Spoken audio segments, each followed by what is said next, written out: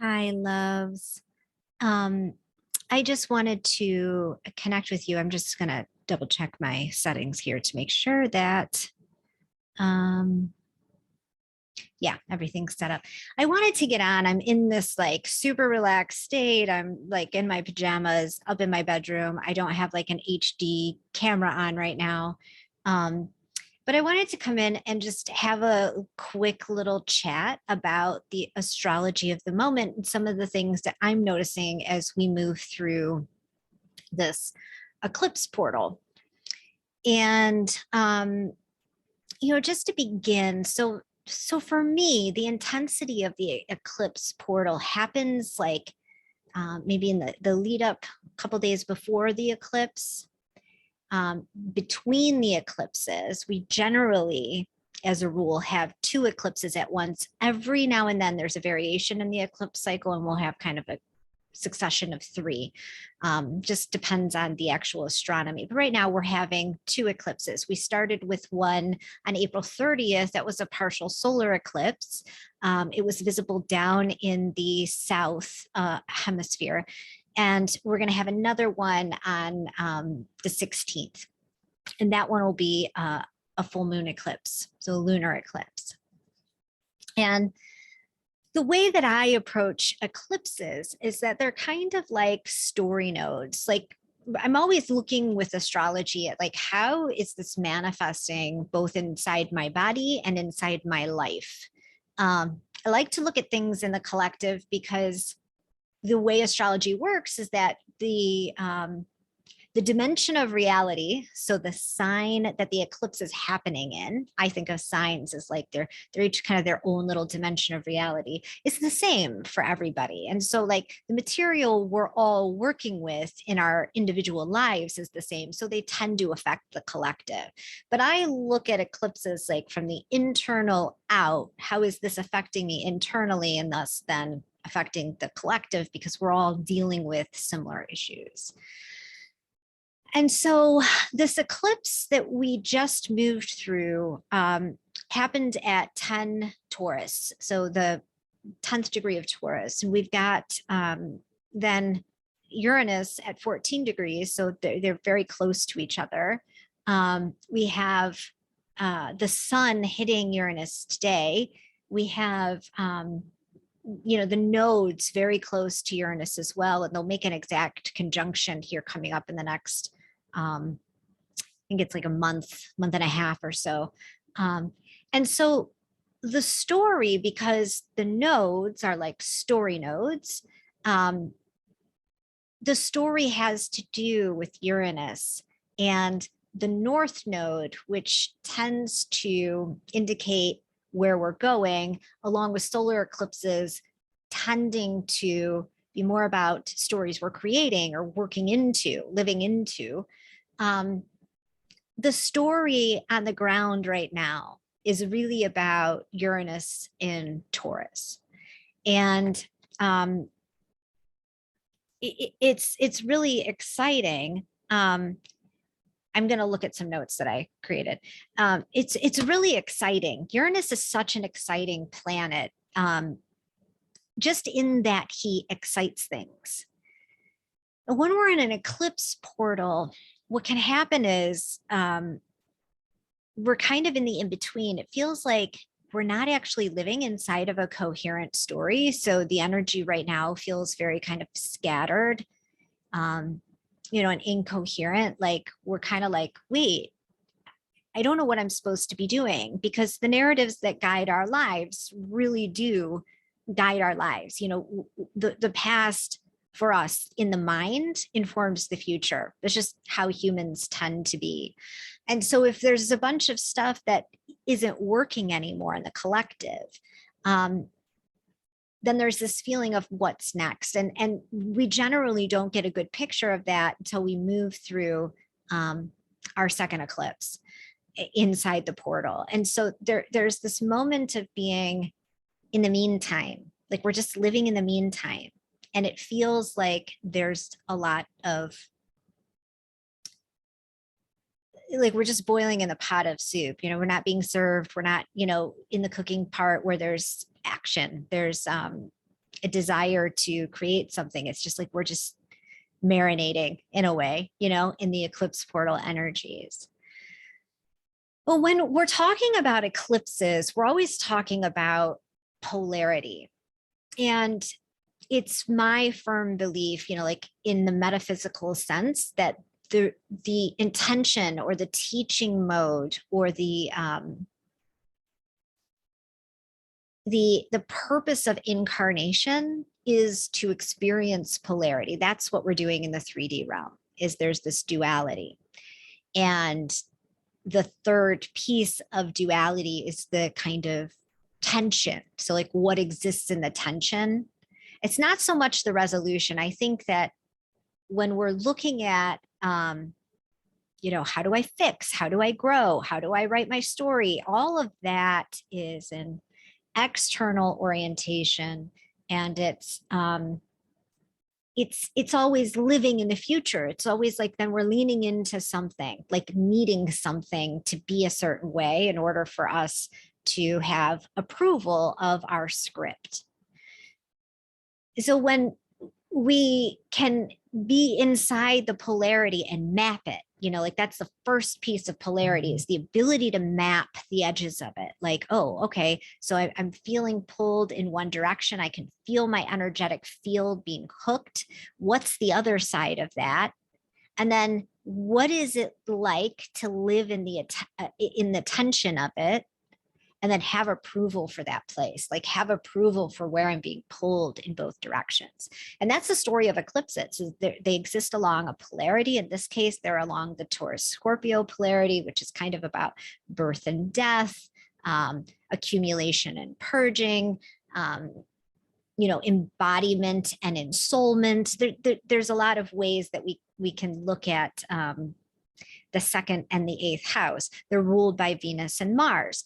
And so they're ruled by that exact action in a way that I was talking about. So there's that Mars, who's about action and wanting to do and move forward, to conquer, to, you know, he likes high sensation, you know, so he'll create drama or action in order to feel alive. You know, he goes after sensation. He's looking for it. Whereas Venus is like this more receptive, and Taurus is a more receptive place. It's where we ground our spiritual lessons. It's where we accumulate what we need for nourishment in the 3D realm. It's where we lean back and we live out of a sense of being and internal orientation, right? So that's what the polarity or the dimension of reality is that we're living into. It's like we're looking at like what is the tension between the two? And inside of tension is the only place creation happens. Like tension is where creation is born from. And so having approval for the tension and how we're moving along the kind of spectrum of the polarity is an important place to have our eye, because it's kind of where the story takes place, right? It's where the story is birthed from. And we're in between narratives right now. So the tension of this polarity is important. And then you add in Uranus to that mix, and Uranus's action is up and out, and he can bring about shocking events. And in Taurus, you know, one of the things that he does is sever our attachments with savage compassion. So let me explain what I mean by that. So like in service to us, he will sever our attachments in this most kind of shocking earthquake way, where this chasm opens up in our lives all of a sudden. Venus is about attachments.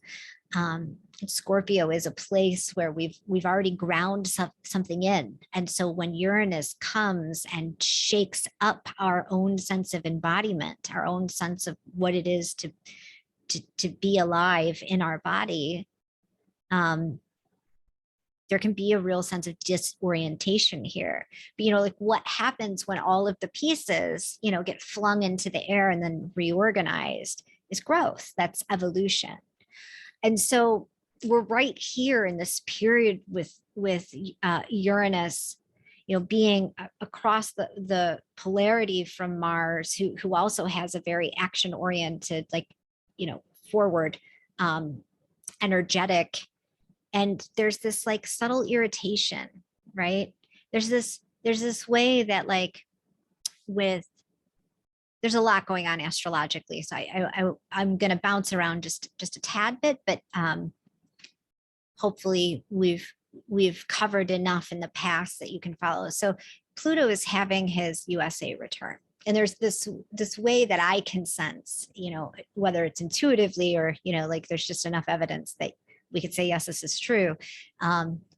There's this way that I can sense that the cogs in the machine are getting stuck, and life in this realm is just not working the way that it used to. Like even with this issue with this constitutional issue with abortion, it's like all of the sudden there goes another, I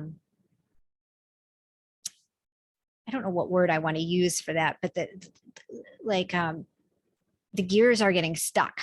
So something that once worked isn't working anymore. So there's this way that we need to go back and look at, what are we going to do if this is taken away, this constitutional right? Venus herself, we'll look at her story. So Venus's story, her morning star story, right? Her last star point, her new cycle began in Capricorn. And for me, Capricorn is the dimension of reality that is about reality, like what's actually happening now, having approval for that reality, like being in relationship to it. And it's also the dimension of reality that's about deep time. Like we can really use deep time and the circle of grandmother wisdom to navigate the challenges that are brought up during this cycle. Venus is in her morning star phase. So this is her imminence phase, her phase of embodiment, her phase where the action is down and in. She's living from her belly. She's juiced up. She's got lots of energy. She's more fiery and in her like warrioress phase. Versus, once she gets to the Libra star point in October, she'll be in a more kind of like transcendent and like, how can we now bring coherence and harmony to the story? She's just moved into Aries. And so she really can embody those principles of the fiery warrioress. She takes on some of the like, the energy of Mars being in Aries. Aries is ruled by Mars. And so she's ready with that fire in the belly is quick to be accessed. There's an impulsivity here that can be of service in a way, like where, the spark of creation comes in and she's able to act on it like immediately. And she's able to do it in a way that's super authentic and connected to her truth. I really love Venus in Aries. She's just incredible here. And so the way that kind of sacred rage came up immediately for so many people when we heard about this story, I think that if, had she been in Pisces at that time, I don't know that the response would have been as quick and as primal in a way. Whenever we're talking about fire, Aries is ruled by fire. There's a sense of the primal related to fire, right? And there's a sense of action, and there's a sense of transformation and possibility, right? Fire is very, fire moves, it burns off shit. Sorry, I was going to swear, stuff that isn't true. It's part of the alchemical process. It's needed for transformation.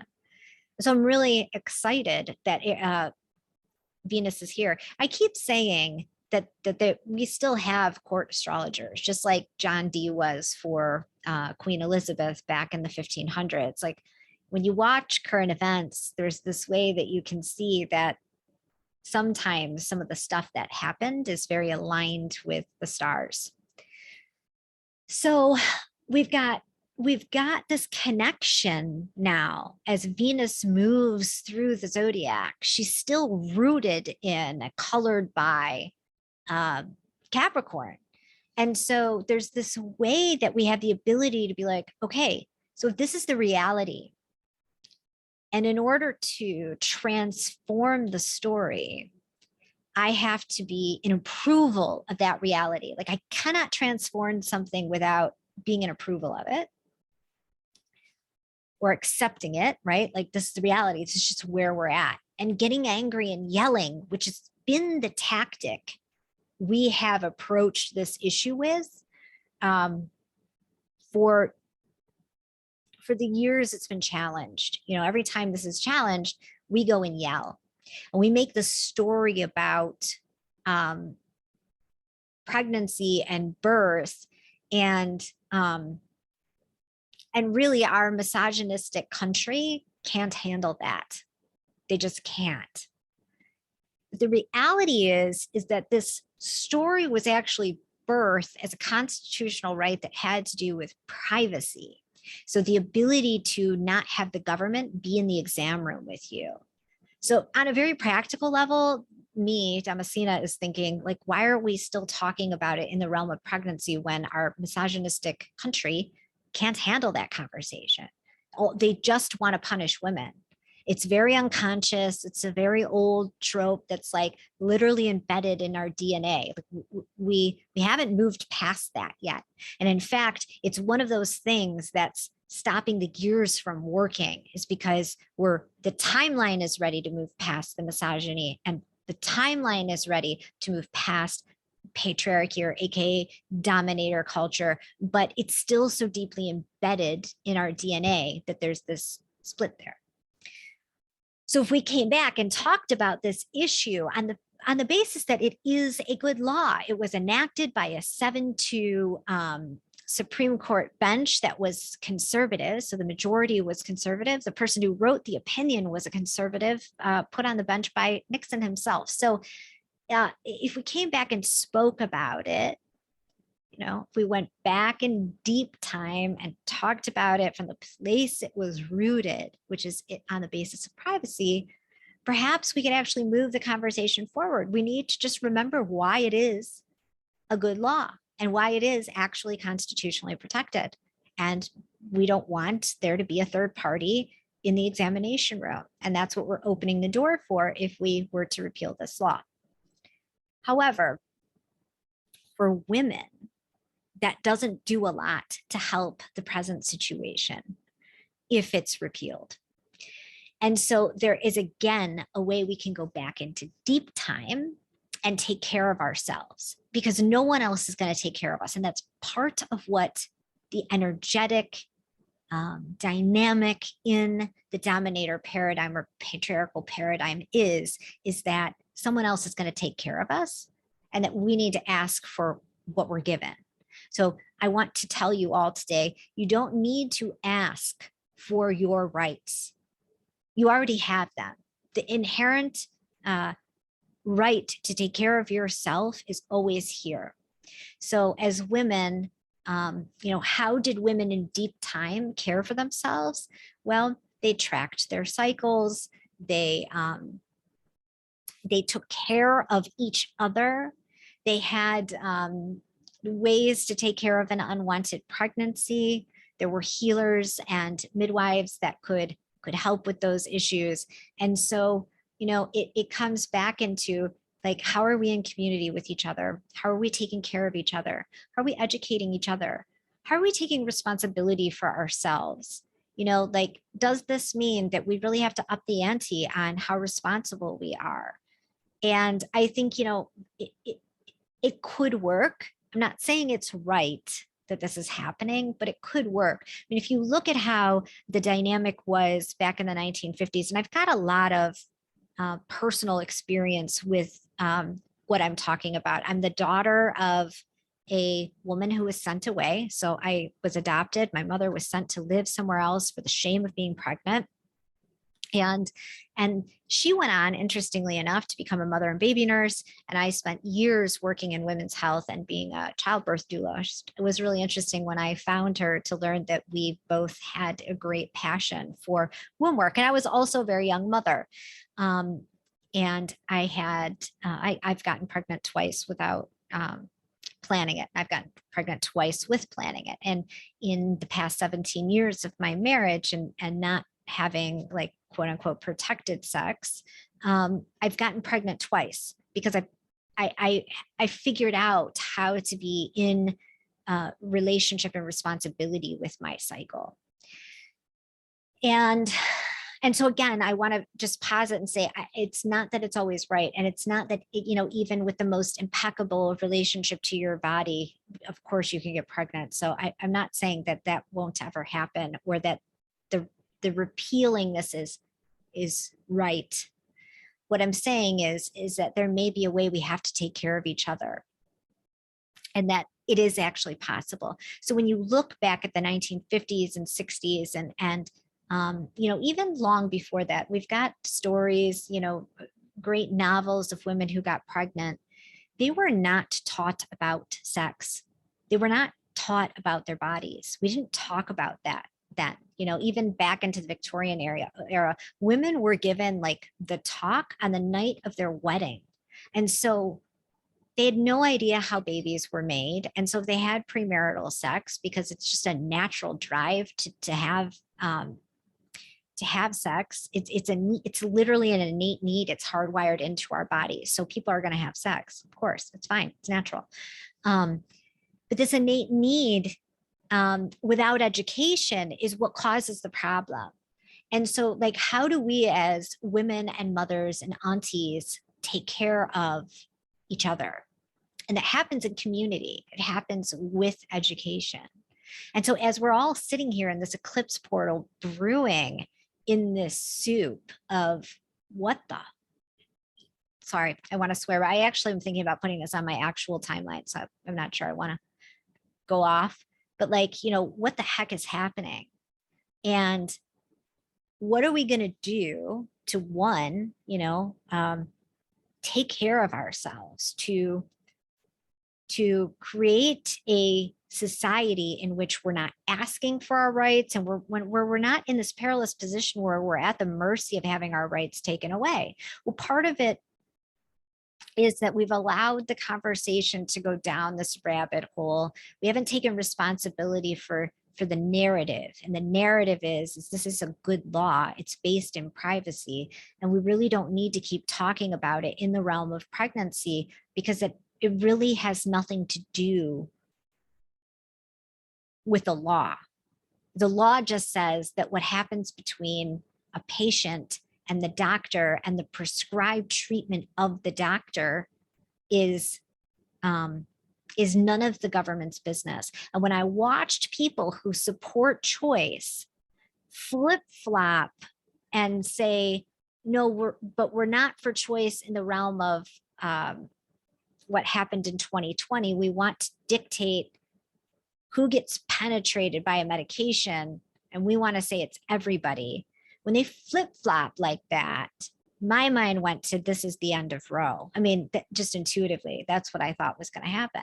And so now, again, this is great, in an evolutionary sense, because we've been on this track since 2011 that the government is responsible for our safety. And that sets us up in that child-parent patriarchy relationship with the government. And actually, the function of the government is to enforce our rights. It's to protect and enforce the rights we already have. And so if we have an inherent right in the Constitution, which we do, to access termination services, then it's the government's right to protect the constitutional rights that we have, not to come against us and try and take them away, not to pass moral judgment. That's not the government's job.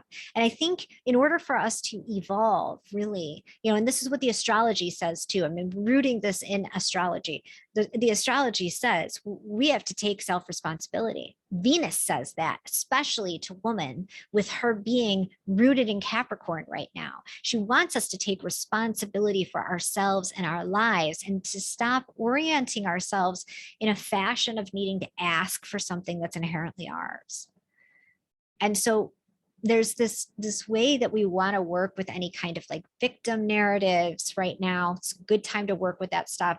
Any narratives of like that has us that we are less than, that has we want to be working with our own inner misogyny. We have all that stuff. We have our own toxic masculine living inside our heads. You know, anytime we're down on ourselves for not doing the dishes, not cleaning the house enough. You know, it's our own toxic masculinity doing that. Anytime we're beating ourselves up for not producing enough or not being active enough, I didn't get enough done today. You know, that's like us using the masculine to extract labor from ourselves, but we're doing that to ourselves, right? We're not actually victims of men. What we are is living inside a paradigm that's just really, really out of balance. And so we've got Uranus and Taurus, Venus's sign, to help us revolutionize some of these areas. And we're in this beautiful eclipse portal right now. I get excited with eclipses personally. I know a lot of people are like a little bit weary of them, but I'm a huge fan of evolution. And so whatever needs to happen to move humanity forward, I'm in favor of. So I'm going to stop here because I've spoken a lot. I'll check my notes just to make sure there wasn't anything else I really wanted to say.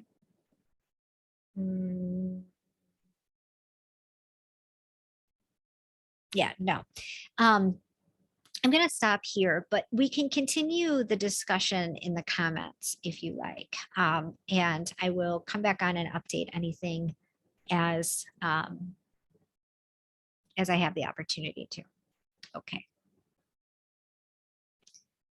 Love you guys. All right. I'll talk to you later.